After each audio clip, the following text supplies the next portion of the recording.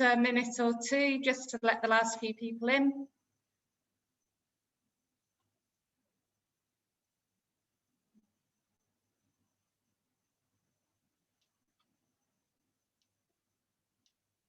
Wait 1 more minute.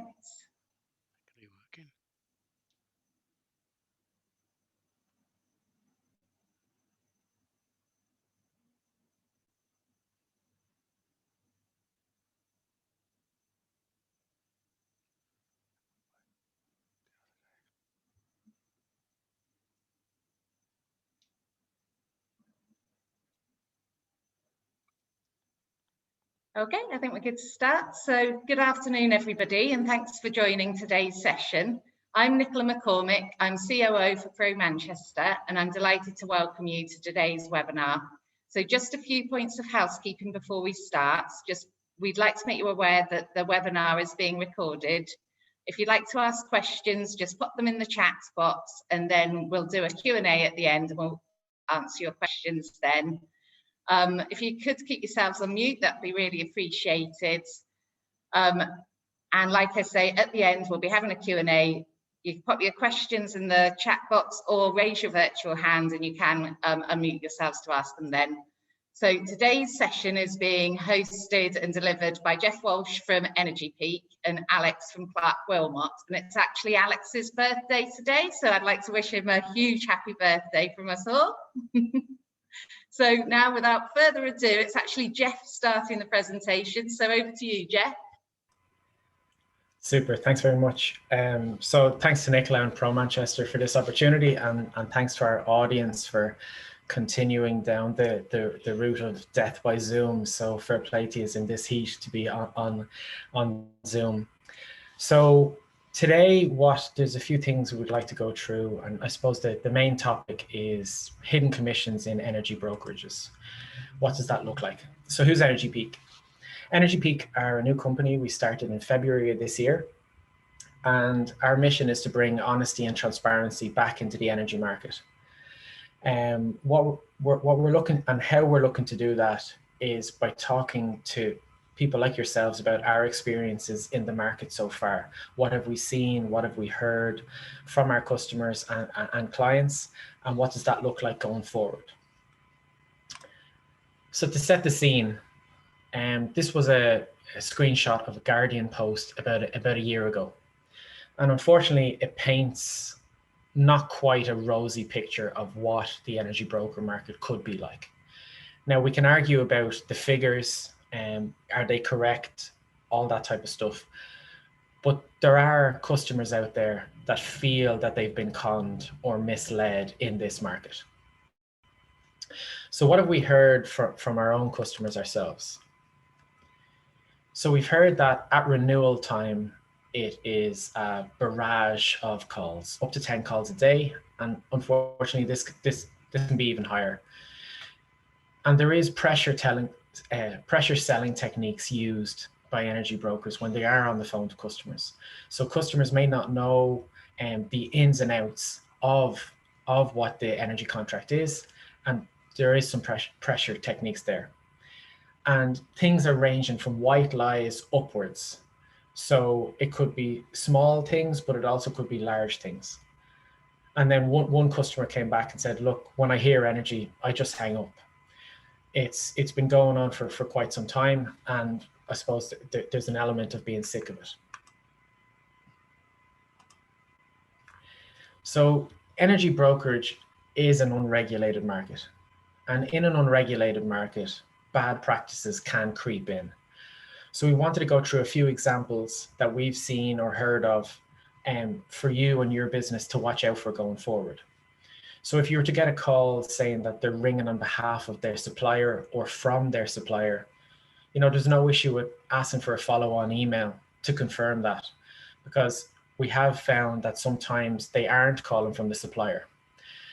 And how they can do that is if somebody believes it's from a supplier and they sign up to a given contract, the contract is with the customer and the supplier. So the broker, there is no paperwork in the background for the broker. So they may believe that they were talking to somebody from the supplier. The idea of getting it sorted quickly on behalf of the customer we'll get this sorted quickly, we'll run through a verbal script. Now, that can be perceived as a good thing from a customer side, but do they know exactly what they're signing up to? Are they listening to everything? Are they being told everything? Are they being told about the commissions, the unit rate, what that looks like? So this is something that many suppliers are now starting to pull back from verbal agreements, that there's too much confusion in this regard, so that they can forward on the paperwork first as a double check for customers. The idea of a cheaper long-term contract. So this is not always the case. It can happen in some cases, but I think it's important that if this is truly the case, that they prove it to the customer and that they're happy to share that knowledge with them through paperwork that they can refer back to. Long-term contracts, if it is a hidden commission, just multiplies what the commission paid to the broker is. So if the commission is, say, £1,000 per year, and instead of a 3-year contract, it's a 5-year contract, all that means is that instead of 3,000, the broker is paid 5,000. So always question, is it more advantageous for the broker or is it more advantageous for the customer in this regard? I referred to pressure selling techniques previously, the idea of, if you don't sign today, prices are going up tomorrow. And with the energy market, then fluctuations can happen. That is true. However, by taking an extra day or two to go over the paperwork, you might lose a few pounds. But if you don't know what you're signing up to, you could lose an awful lot more going forward. So if it is a pressure selling technique, again, question who's really getting the benefit here. So an energy contract is a legally binding contract. So if a customer signs to move to a new supplier, there is win-backs. Now they're against the regulations, and this can also happen. So if a customer moves from one supplier to the other, brokers can ring up and say to re-sign with the original supplier, and I suppose may belittle the original legal contract that they have signed. And this can make the customer liable for that contract. So it is something to be aware of as a customer signing up to energy contracts, what that can mean. Another aspect of this is the idea of basket selling. So if the idea of, we've done a large tender this morning with multiple businesses, let me see if I can add your business onto that. That is not the case. It's each business goes ahead and pitches to the market, pitches to the suppliers, and says, what are the prices we can get here for you. So that idea of being combined with the businesses in your local area into a basket to get a bulk discount like you would in other scenarios is not the case in energy. So again, that's something to watch out for. And this is one that came directly to us from one of our customers maybe 2 or 3 months ago. And it's something that I suppose isn't in the white lie category. A few energy brokers knocked into the business, spoke to him about his business, and advised that if he was to change the name of the business owner to maybe a family member or a partner, that they could break their energy contract and it would be a change of tenancy, and it could be renegotiated at that time. Now, whether the person was in the business or not, I suppose the sell was that by doing this change of tenancy, we can renegotiate your energy contract and we'll get you a better price. But that is not a white lie. That is definitely bordering on the darker side of the lies. So that is something that has come directly back to us in the last few months. So an area of, I suppose, advice would be to businesses to take some time, get it all in writing, and make sure you understand it.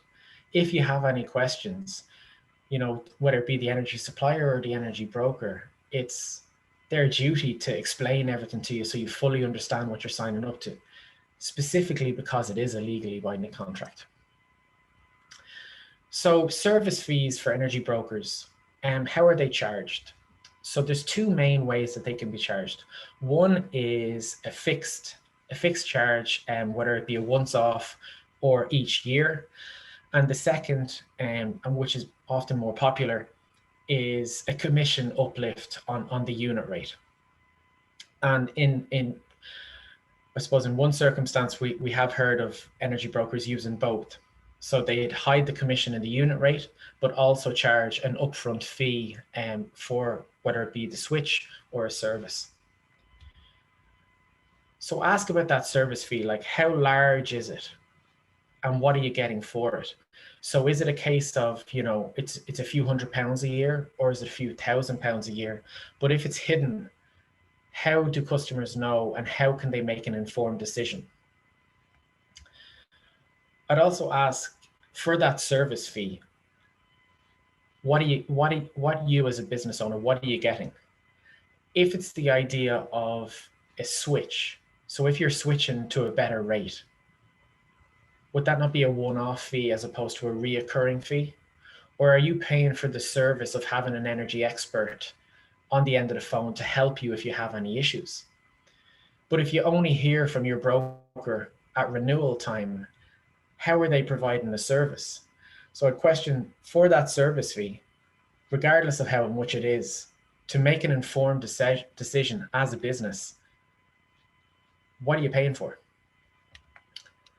And again, what's reasonable to your business? What does that look like? So what an energy broker should do is provide independent advice in relation to energy. One thing here where it may muddy the water a little bit is how commissions are paid. So certain suppliers might pay 70 or 80% of the commission up front to the supplier. Are brokers giving customers all options, or are they only putting forward the suppliers that maybe pay commissions up front at a greater proportion of the contract? They should save businesses time and hassle through their expertise. It's not just the unit rate itself. An energy broker should be saving and helping and making the business more, I suppose, run more efficiently. You should be able to ring up a broker and they'll sort the problems for you. And again, as I alluded to earlier, if you're only talking to brokers at renewal time, what type of service are they providing? Breaking it up between, this is what the cost of energy is, this is what the cost of the service is. What is the service, and is that valuable to my business? We feel is a very important part of this. Another aspect is the letter of authority. So the letter of authority is written consent from the customer to the broker to talk to a supplier, to say, we're going to act on behalf of this customer. Here's our letter of authority. You can talk to us about their accounts, their bills, their consumption. But just really be mindful about what is in the letter of authority. So at that high level, it allows a broker to get the consumption for a quote to see if there's any savings or what that looks like to move supplier. But in some circumstances, some letter of authorities have the authority to sign on behalf of your business, whether that's a new extension, a new contract, and they don't have to tell your business. So be really wary about what is in the letter of authority, what exactly it means for you and your business. GDPR has been in for about 3 years now. They don't state exactly how long you can hold data, but they do say no longer that is necessary. So if you've signed an LOA in the past and there's no end date, we feel there's a conflict here. So is it necessary that 5 years ago they're still holding an LOA on your behalf? We think that 12 months is a good period for this, because that would be your minimum fixed term energy contract. And if people don't know who Energy Peak is, and we have a letter of authority, well, we haven't been communicating with them, and we don't deserve to keep that end date for an indefinite period of time. So that's why we think 12 months is a good period for this. So in relation to advice, what we're saying is, go back over your business. Is there any outstanding LOAs there that you may have signed over the past, or other people in your business, and cancel them LOAs so that you know there's no outstanding LOAs going forward. Just a few case studies that we've come across. So one, large enough energy user, there was tens of thousands of hidden commissions within these contracts, gas and electric, to the extent that they were actually missing a team member. So it was a substantial cost for the business that they weren't aware of. The second one was in relation to green energy. So it was important for this business owner to have green energy. It was important for their brand. And they were told over the phone that it was green, signed up. But unfortunately, when they got the contracts after the fact, it was found out that it was not green energy. And again, it was a verbal contract, so they'd no opportunity to go back on that. Another one doesn't relate to brokers, but it relates to suppliers, the energy renewal letters. So if there is a premium for loyalty in the energy market at the moment, unfortunately. So we found that there was a customer with the same supplier for 5 or 6 years and had continued to agree to the renewal letters. So we could switch that particular customer and charge our fee, which is completely transparent, and save them 20%. So over them number of years, there was that creeping of energy rates from the supplier directly. And again, don't just look at the unit rate. There's an awful lot more going on in an energy contract, and ask the questions. If there's anything you don't understand, ask the questions. So what's the result of this? The result of this is bad debt in the energy market. In January this year, Utility Alliance was a big enough broker, about 200, 220 people, that went bust. And they went bust, and there was £4 million owed to the suppliers. So they had been dealing with suppliers, paid commission up front, and for whatever reason, most likely COVID, the energy wasn't consumed. There was clawbacks with the suppliers saying, you know, this hadn't happened, can we get our money back? So my question here is that what happens to that bad debt? How is it normalized in the energy market? How do those suppliers hold that bad debt going forward? Is this something that's fed into the energy price going forward for the next few years, and ultimately customers end up paying these bills or these lost bills? So that's definitely something to think about. Another thing about this is that trust has been eroded over time. The trust in the energy market and the energy broker market has continued to go down over the last number of years. And there's an awful lot of confusion out there.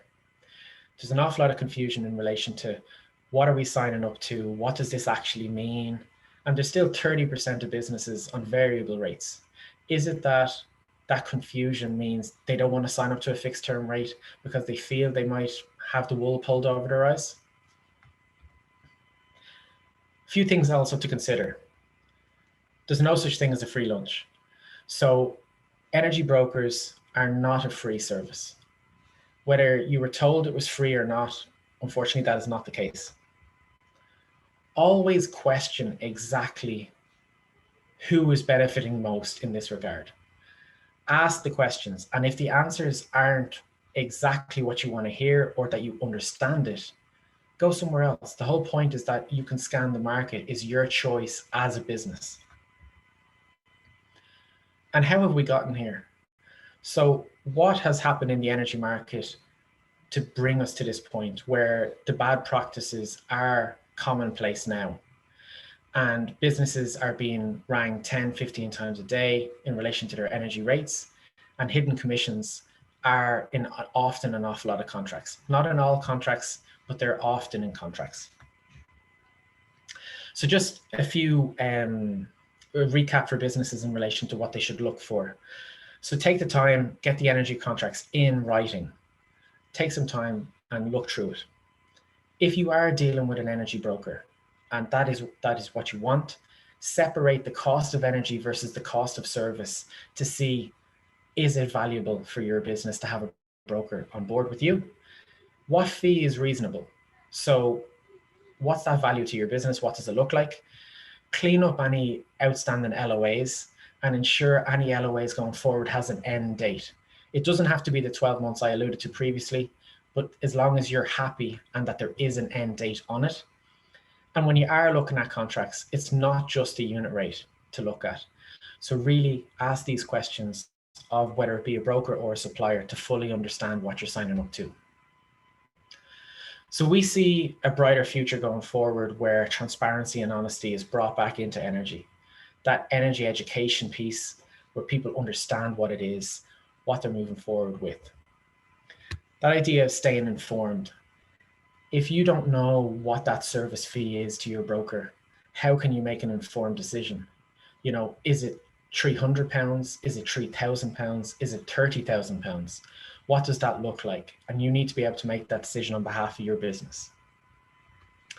Ofgem are also starting to look at this. Now, they've been looking at it over the last number of years, but there's a consultation out at the moment looking at this in terms of protecting micro businesses.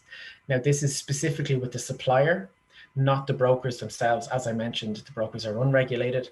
However, if there is any rule changes imposed on the suppliers, they will be enforcing them through their brokers themselves. And with that, I'll pass you over to Alex from Clark Wilmot, and thanks so much for listening.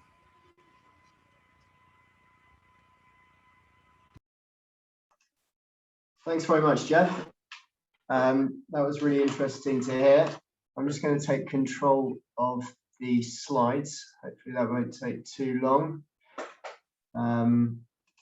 Here we go.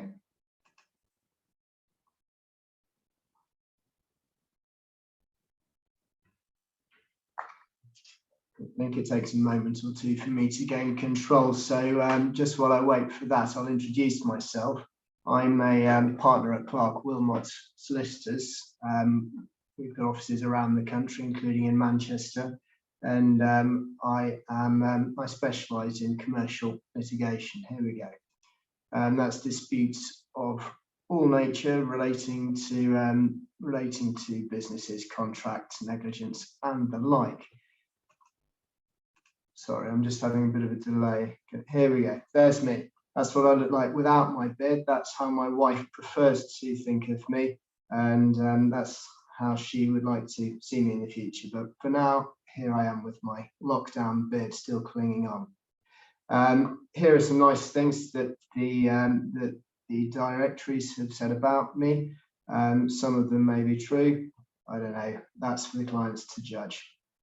But how do I come to this subject? I come to this subject because about 3 or 4 years ago, I was instructed by a large client of ours who, having used an energy consultant, a big and supposedly reputable energy consultant, they'd spotted that there seemed to be an element in their bills. They just couldn't work out what it was.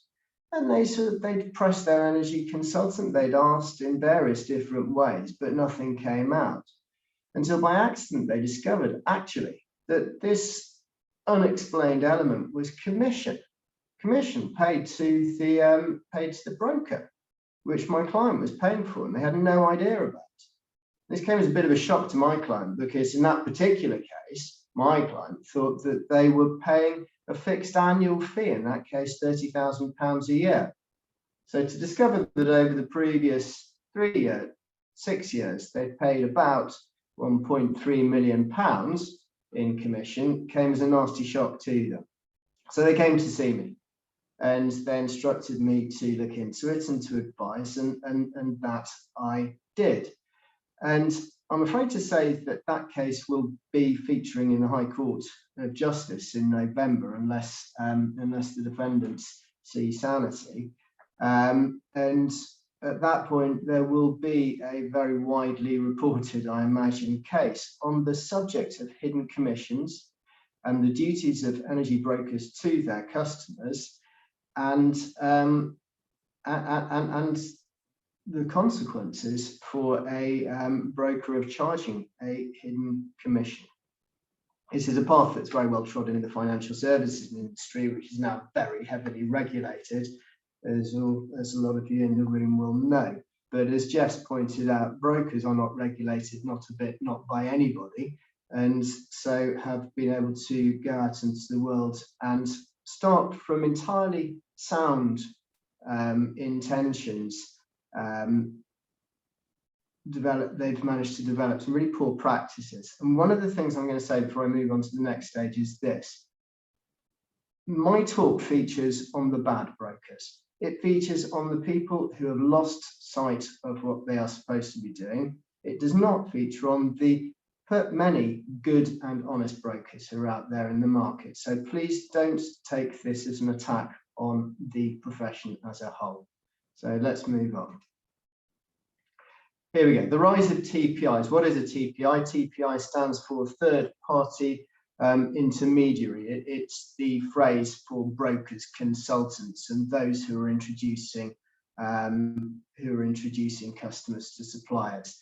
It's the term that Ofgem use and which you will see bandied around. Forgive me if I refer to TPIs or brokers or consultants interchangeably. I'm talking about the same thing for today's purposes.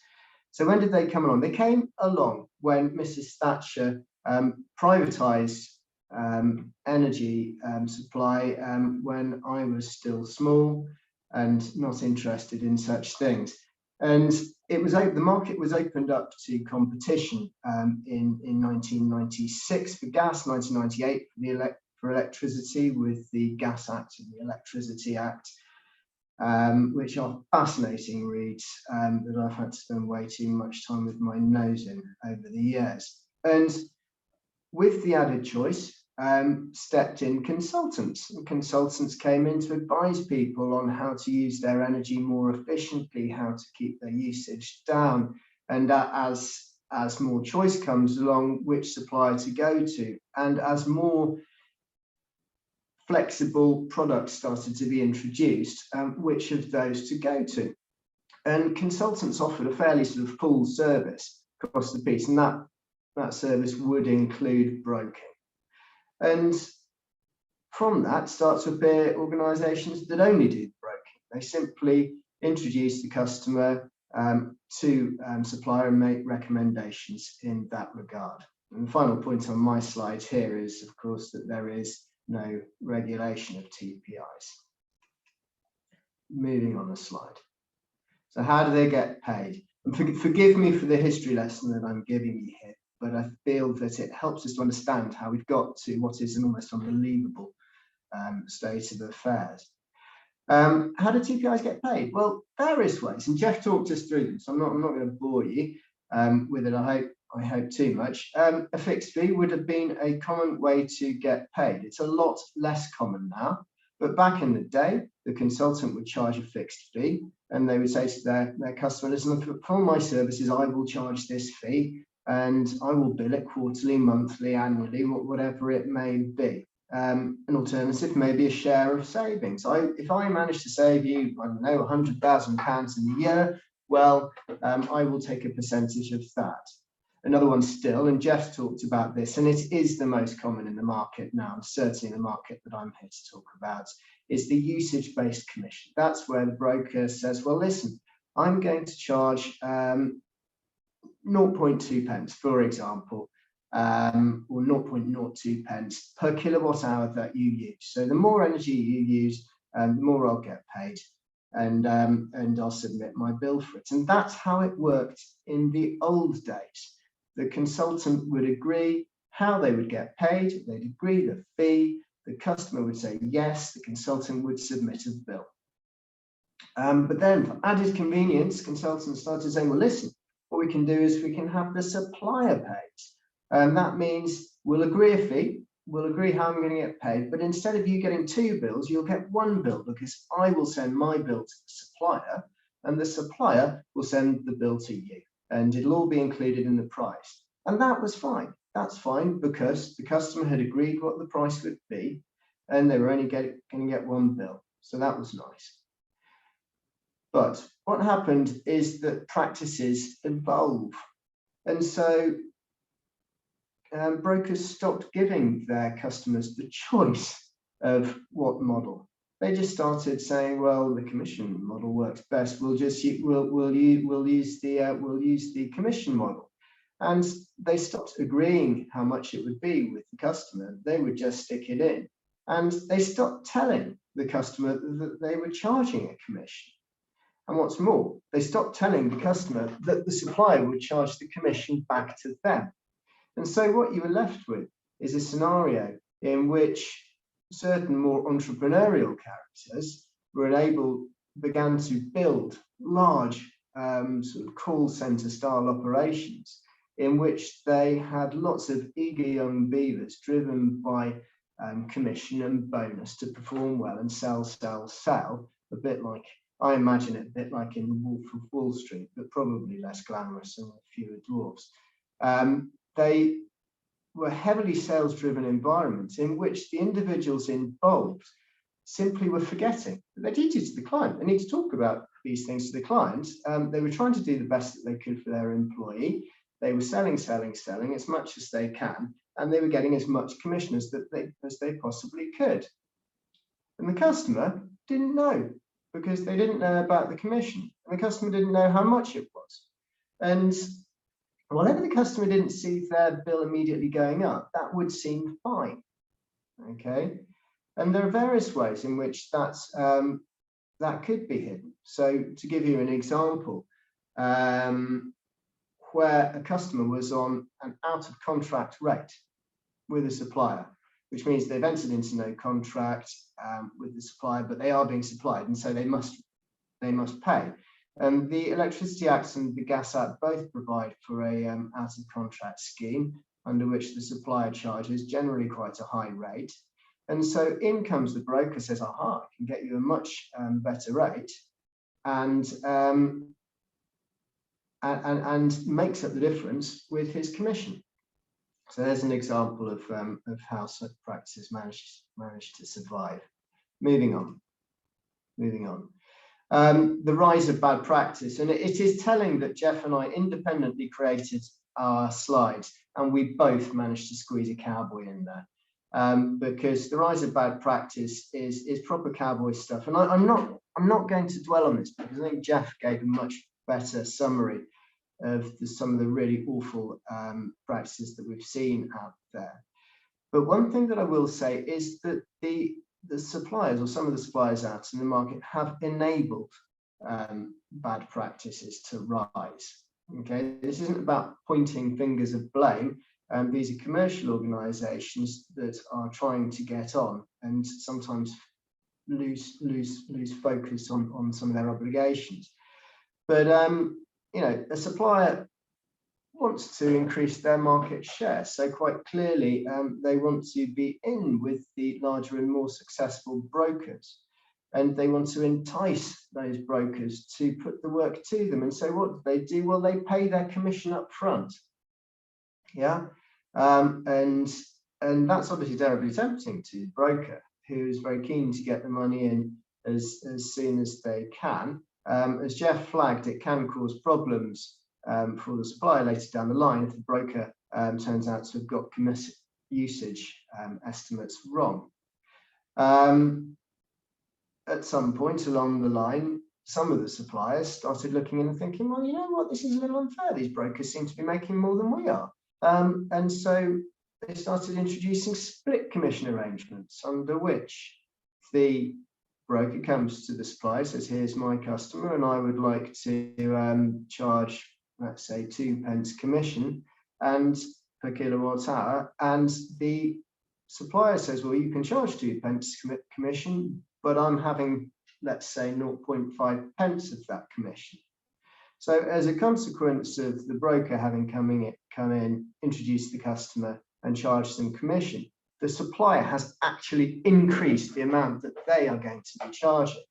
And obviously this is leaving the client in that equation 2p worse off. I shall move on.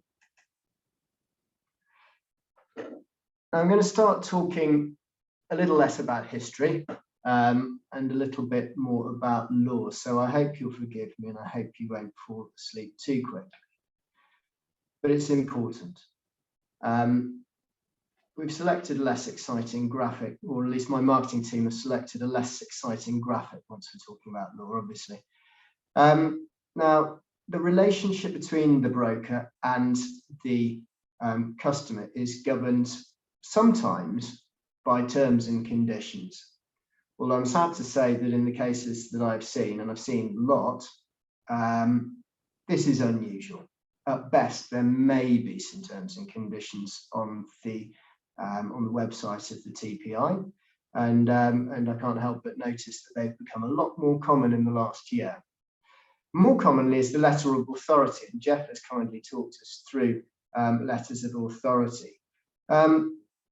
I was astonished when I saw the first terms of the first letter of authority that I saw, and I don't cease to be astonished sometimes, because the powers that they confer on the broker are enormous.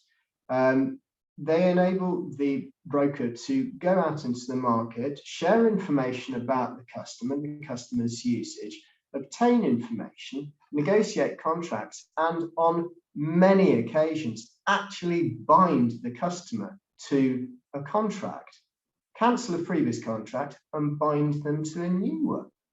And I have to say that when I first saw this, I thought, what sane FD or business manager would possibly hand over the ability to contract on their behalf for a 3 or a 5 year contract to someone they'd never met, some person in a call centre at a broker somewhere up in Liverpool. I just couldn't believe it, but that is what has been happening across the country, and sometimes with some very, very big customers.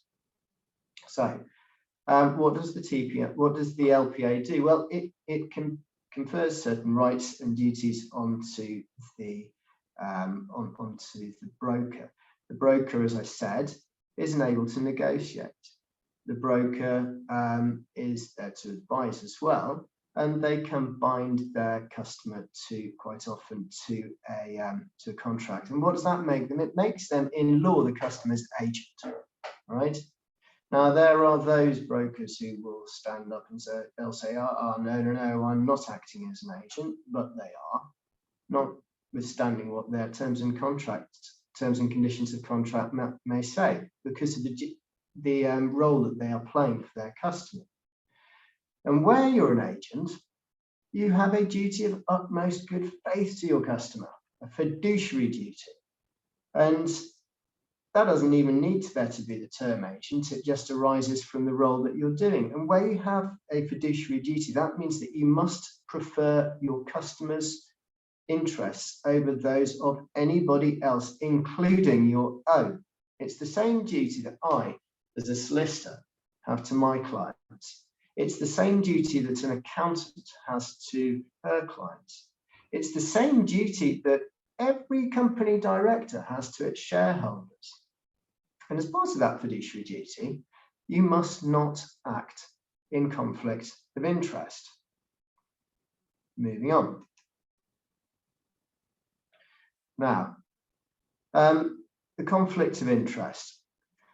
Where the broker's role is to go out into the world, negotiate contracts with third parties, suppliers, and recommend those contracts to their customer, then quite clearly the receipt of a payment by that supplier in return for recommending their contract is a conflict of interest.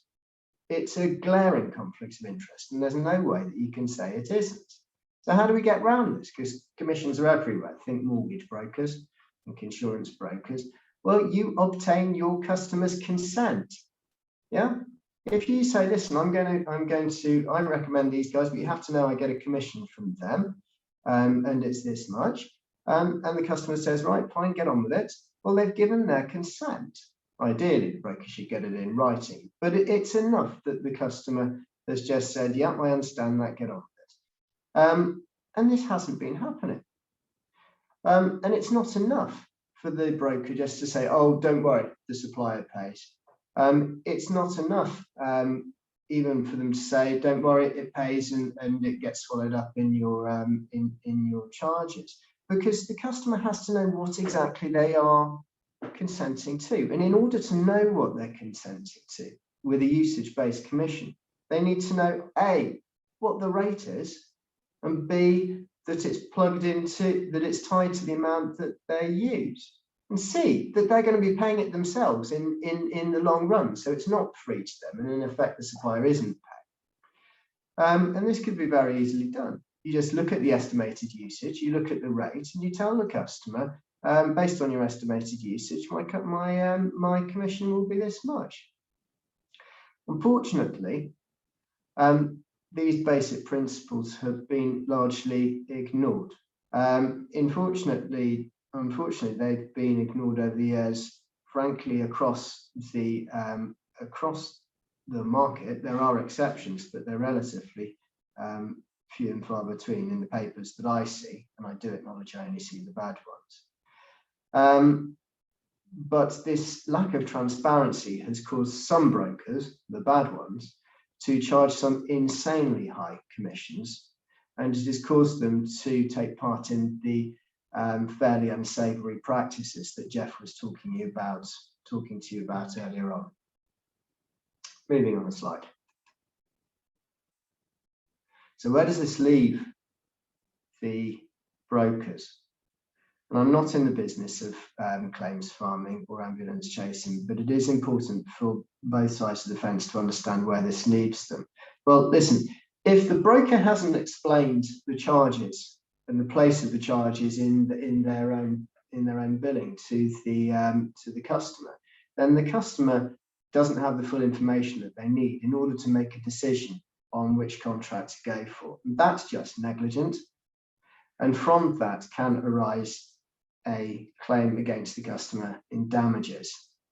Now, if the broker is offering a fair price, and if they've done a good job, and if they have identified a suitable product, then even if they haven't told the customer about the charges, then whilst there is a claim in negligence, it isn't worth anything because there's no great loss. Yeah, but the failure to obtain informed consent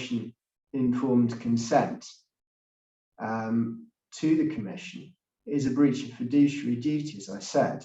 It amounts to what is referred to in various dusty old cases as a secret commission. And that gives rise to a claim for an account of commission by the customer against the TPI. And this is a very unpleasant thing for the TPI to face, because the customer doesn't have to show that they would have done something different. The customer doesn't have to show that they have actually suffered a loss. The customer just has to show that they didn't consent to their broker making a secret profit off the back of their relationship. And the customer can hold their hand out and say, hand it over. You have earned a profit off your relationship with me, without my knowledge, without my consent. Hand it over, all of it. This is obviously fairly unattractive news to a lot of brokers, and I'm sorry to say that most of them don't take it terribly well when I have written and explained this to them. What about the supplier? Well, the supplier is in a fairly invidious position, depending on where one's sympathies lie, because of course the supplier has simply paid the commission to the broker that the broker has requested. So far, so good for the supplier. But the supplier knows the nature of the relationship between the customer and the broker. Of course they do, because they received a letter of authority which describes the nature of the role. It is one where they negotiate, it is one where they may actually sign the contract, it's one where they feedback information and share information. It is, by its nature, an agency role, and it is, by its nature, a fiduciary role. And whatever labels we want to put on it, it is a role in which the customer is placing reliance on the broker, and the broker has a place in the customer's decision-making process. And because of the LOA, the supplier knows all of this.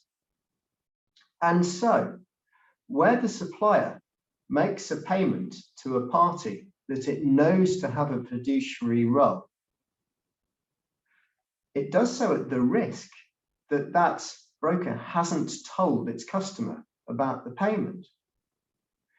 And the same law as applies to the law of bribery applies to these scenarios. So if the supplier hasn't taken care to ensure that the customer knows about the payment and has consented to it, then it finds itself as an accessory to the breach of fiduciary duty that has taken place by the broker. And as such, it finds itself potentially open to a claim for equitable damages in the amount of the commission. Lots of suppliers feel pretty put out when they receive a letter explaining this to them, and the general response will be, but it was the broker's responsibility, and indeed it was the broker's responsibility. But they made the payment to the broker, knowing the nature of the relationship, at the risk that the broker would not fulfill their responsibilities. Moving on. So what next for customers? Well, I've said I'm not a claims farmer or an ambulance chaser, and I don't want to go shopping around for, I'm not shopping around for work here, but many customers will have claims in principle against their brokers and suppliers for an amount of the commission. This has got a lot of people out in the market terribly excited, and there are all sorts of firms tooling up for the next PPI, that was inverted commas, the next PPI scandal. The reality is, many of these commissions, particularly by sort of straight and honest brokers, really aren't very high. The reality is they really don't justify litigation. And also the reality is that most people, and I'm a litigation lawyer, most people are pretty decent. And actually, even if it wasn't explained, they don't begrudge the broker an honest fee. So is there going to be the overwhelming tsunami of litigation that some people might expect? I don't know. But absolutely, those who have engaged in the more nefarious practices, those who have been charging 8 pence per kilowatt hour, and I have seen that level of commission, they will find themselves facing claims as customers cotton on. And I fear for the suppliers that they too will face corresponding claims as brokers go out of business. Moving on. So what next for brokers? Well, listen, Jeff has actually very, very sensibly and pretty comprehensively talked you through what brokers should be doing. From a lawyer's perspective, and I would say this, review your terms and conditions, okay? Get your terms and conditions in place. Make sure that they actually say what you're going to charge. Then make sure your customer sees your terms and conditions and put it under their nose, say, and here's the bit about my charges, okay? Next, when you come to make your recommendations, make sure that they're suited to your customer's needs, because then you won't have been negligent. And finally, when you make the recommendation, again, point out the amounts of your charges. If you've done all of this, then you will not face any kind of claim, because there will be no claim against you. And I've been pleased to see in recent times, given some of the noise that's been generated around these issues, that actually a lot of brokers are trying to do exactly that, and hopefully better practices will follow. And that brings me to the end of my slides. I didn't keep to any of my notes. I pretty much said different things to anything that Jeff was expecting, and so I shall now open myself up to, and Jeff up to, questions. Nicola, can you help us out? How do we do this?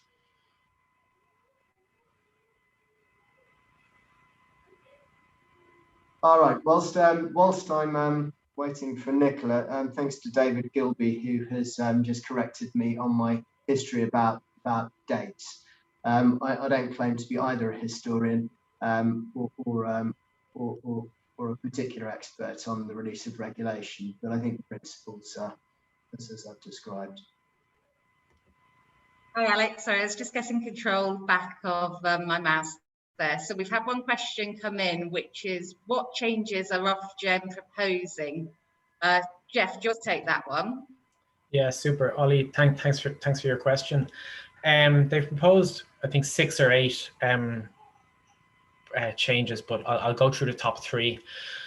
So the top one, I suppose, links back to what Alex is talking about, and that terms and conditions, that terms of business, talking to your customers about what the broker will do for that charge. The second one comes back to what that, what that amount is in commissions. Now, this is a point that has raised an awful lot of discussion. So it's out at consultation at the moment. So there's no firm decisions as of yet. There's a few trains of thought. One is, pence per kilowatt hour, but that may risk confusion about, okay, so what does that actually mean? You could also go down the route of the percentage. So based on this consumption, this is what the percentage uplift would be, and then this is what it is in pounds and pence. Just for the business owner to be able to put, think about, okay, so how much is it pounds and pence wise? How much is it to my business? And the third one, which I think is going to bring a little bit more heated discussion than an awful lot of other points, is about a 14-day cooling off period. So this is common in the residential energy markets, but it's not the case for business. So they're talking about a 14-day cooling off period where that gives a customer an opportunity to review the contracts, all that type of stuff. But what you may see is that looking at these contracts ahead of time before you sign it will, I suppose, evade that. So if you're continuing to go down and continuing to sign up to something that you don't know about, that 14-day cooling off period should be there.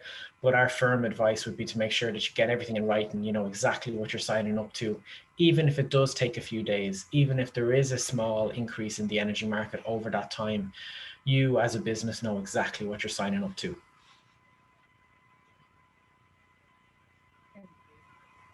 And we've got another question from Ollie as well, this one for Alex. Do you have any examples of recent trials you can share? The short answer is no, in that I haven't taken any matters to a trial. That said, I am aware of at least 3 cases, claims brought against brokers in the small claims track. The small claims track is claims for under £10,000. They're decided by district judges and deputy district judges, and they have no weight as legal precedents. But in each of those 3 cases, the claims have been outright successful. The brokers have had judgment against them, and in one case where the broker had been very mealy-mouthed about revealing until the trial itself the amount of the commission, there was a punitive costs order. So whilst we don't have a high court precedent on the point in this sector, the mood of the junior courts, which let's face it is where a lot of litigation will happen, has been pretty clearly shown thus far. In terms of legal precedent, though, as I said before, it comes largely from the financial sector. There is a recent case in which the Court of Appeal found entirely on all fours with everything that I've just explained. It's a case called Commercial First. There's 2 cases, Commercial First against Wood and Commercial First against Pengelly, but these related to mortgages and hidden commission in the mortgages. Thank you. Any more questions? For any more questions, if you want to pop up your hands or put them in the box. I'm just having a look, making sure I haven't missed any. Right, I think that's it. Nearly exactly on time. So I just want to say a huge thank you to you both. That was really, really insightful. I didn't have a clue that half of these things went on, so absolutely brilliant. Thank you so much. And thank you all for watching, and we will put the recording online as well and send you the slides afterwards to make sure you've got all of the information and the contact details for Jeff and Alex. So thank you, everybody. Great to see you. Super. Thanks for the time. Much appreciated. Thank you very much. Nice to meet you all.